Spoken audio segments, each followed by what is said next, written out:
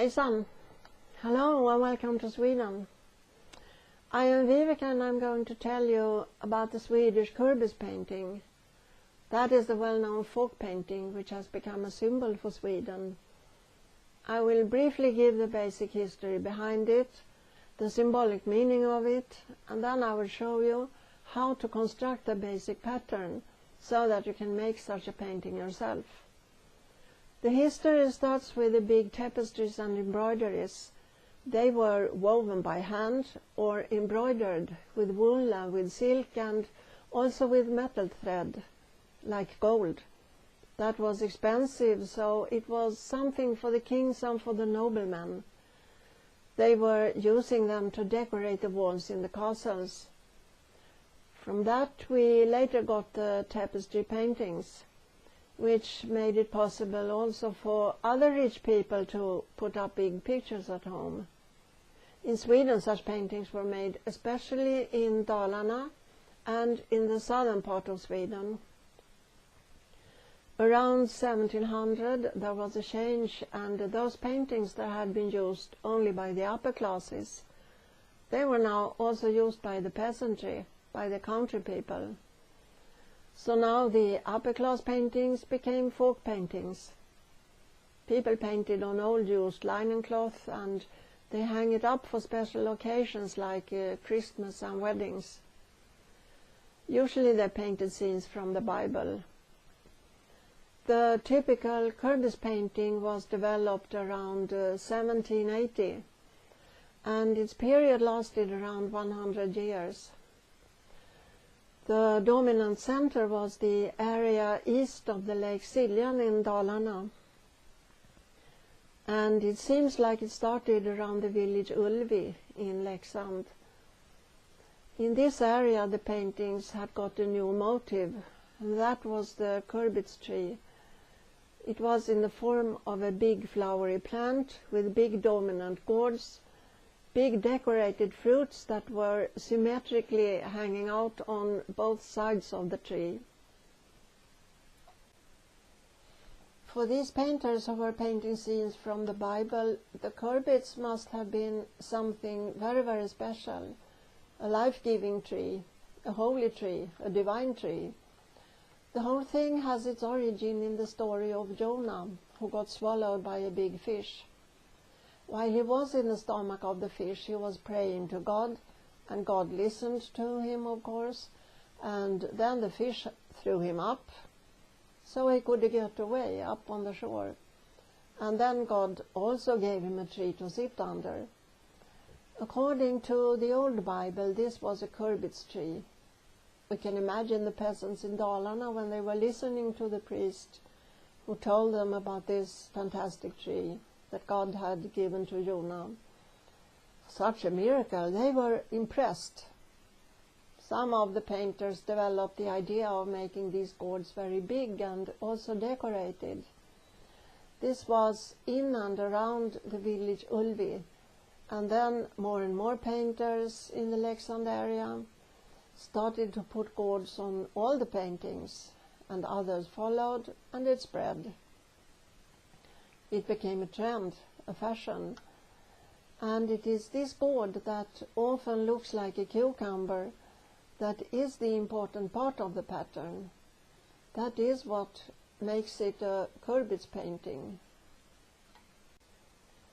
In the Bible of today they have taken away the word Kurbits, and instead of that they have written either a plant or a gourd or a vine. So what is it?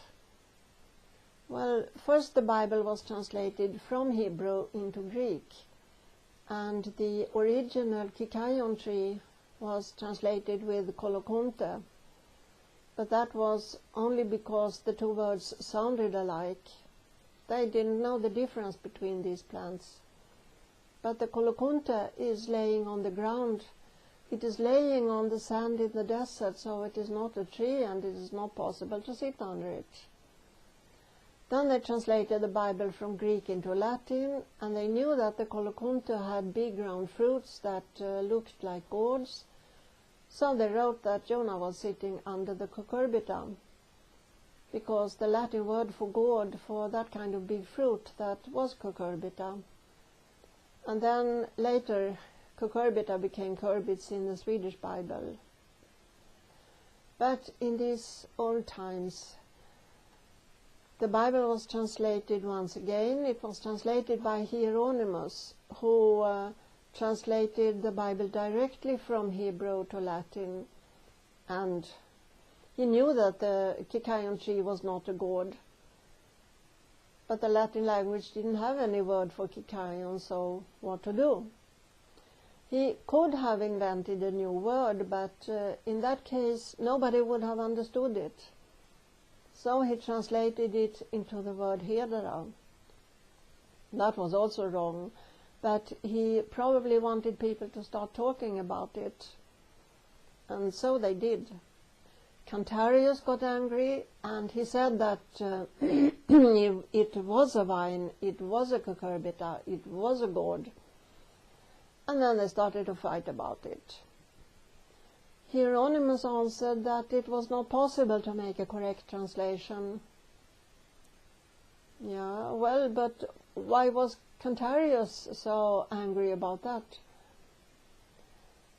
It was because this cucurbita, the vine, the gourd, it was already worshipped in the temple as being the divine tree, as being a miracle from God. And that would not have been easy to change. So this Hieronymus, he was an intellectual guy, and in this way he made an attack on the temple ceremonies. He could now prove that these ceremonies were based upon something that was not true. Actually, it would have been much better to worship the original Kikayon tree, because that is the castor oil tree, which gave people the lamp oil. So it was a tree that was giving light. In that case, the symbolic meaning would have been much more easy to understand. They could have made a good story about God being the light in the darkness, in the same way as the Kikayon tree gave people light in the darkness by giving them the oil to the lamp. That was a good symbolic interpretation that had been totally destroyed by the Romans and their mistranslations. Instead of the light, God was now giving people food in the form of big fruits. So we can say that the story slips down from divine spirit to physical materia. Anyway, in the old Latin Bible, the cucurbita was the holy tree, and in the Swedish Bible, that was a Kurbits. So the early painters in Ullvi focused on painting clear and visible gourds on the plants. They look like curved, decorated cucumbers. The cucumber is a kind of a gourd. It belongs to the same family, to the cucurbita family. And so the Kurbits became a symbol of Sweden, because of all these paintings from Dalarna, which is situated in the middle of Sweden, so it can be, it can be seen like the heart of Sweden.